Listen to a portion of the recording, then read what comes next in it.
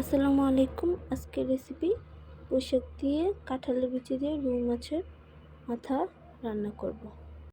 তো আমি এই চুলাইতে একটা কড়াই বসিয়ে দিয়েছি। কড়াইটা ভালোভাবে গরম করে পরিমাণ মতো তেল দিয়ে দিলাম। তেলটা কিছুক্ষণ গরম হওয়ার অপেক্ষা থাকতে হবে। এখন আগে থেকে হলুদ মরিচ দিয়ে মাখিয়ে রাখা মাছের মাথাগুলোকে আমি একটু ভালোভাবে মেখে নিলাম। মেখে এখন মাছের মাথা কড়াইটাতে তেল চারদিকে ছড়িয়ে দিলাম, না হলে মাছের মাথাগুলো লেগে যাবে।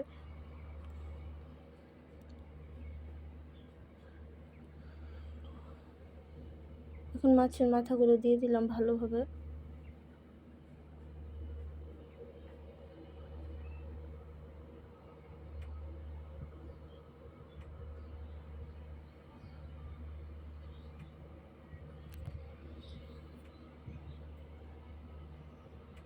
কিছুক্ষণ পর মাছের মাথাগুলোকে ভালোভাবে উল্টে নিলাম। ভাজা হওয়ার পরে এক সাইড ভাজা হলে অন্য সাইড উল্টে দিলাম।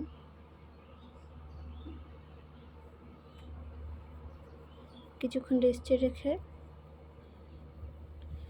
আবার উল্টে দিলাম। কিছুক্ষণ নেড়ে চেড়ে মাছগুলোকে নামিয়ে নেব।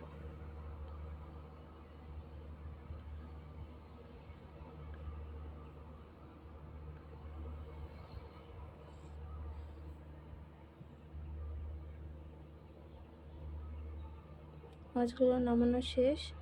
এখন আমি এই কড়াইতে কিছু করে পেঁয়াজ কুচি দিয়ে দিলাম। কুচিগুলিকে ভালোভাবে নেড়ে চেড়ে ভেজে নিলাম, নাহলে কাঁচা একটা গন্ধ থেকে যাবে। এখন আমি ওই পাটিটাতে ঝোল ছিল ওটা দিয়ে দিলাম। পরিমাণ মতো লবণ, হলুদের গুঁড়া, মরিচের গুঁড়া, আদা রসুন বাটা দিয়ে দিলাম। এখন ভালোভাবে মশলাটাকে কষিয়ে নেওয়ার পর আমি আলু আর কাঁঠালের বিচিগুলো দিয়ে দিলাম। এখন কিছুক্ষণের জন্য ঢেকে দেবো। কিছুক্ষণ পর ঢাকনাটা উঠিয়ে তরকারিটাকে একটু ভালোভাবে নেড়ে চেড়ে নিতে হবে।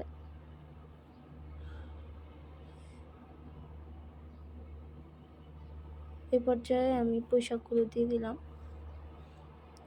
সব দিয়ে ভালোভাবে নেড়ে চেড়ে মশলার সাথে মিশিয়ে নিতে হবে।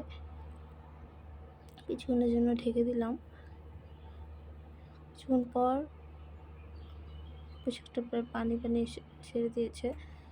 আলাদা করে পানি দিতে হবে না, কিছুক্ষণ নেড়ে চেড়ে নিতে হবে একটু ভাজা করে। যে আমি নেড়ে চেড়ে নিচ্ছি। এরপর যে আমি পরিমাণ মতো ঝোল দিয়ে দিলাম। নেড়ে নিয়ে সাইডে যা লেগেছে নিয়ে নিলাম। এখন মাছের মাথাগুলো দিয়ে দেব।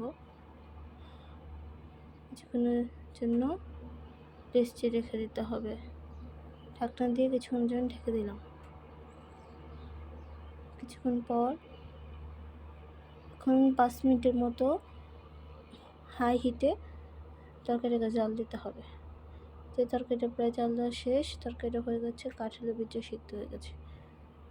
এখন একটু ভালোভাবে নেড়ে চেড়ে আমি নামিয়ে নেব। প্লিজ আমাদের চ্যানেলটিকে সাবস্ক্রাইব, লাইক, কমেন্ট, শেয়ার করবেন। ধন্যবাদ।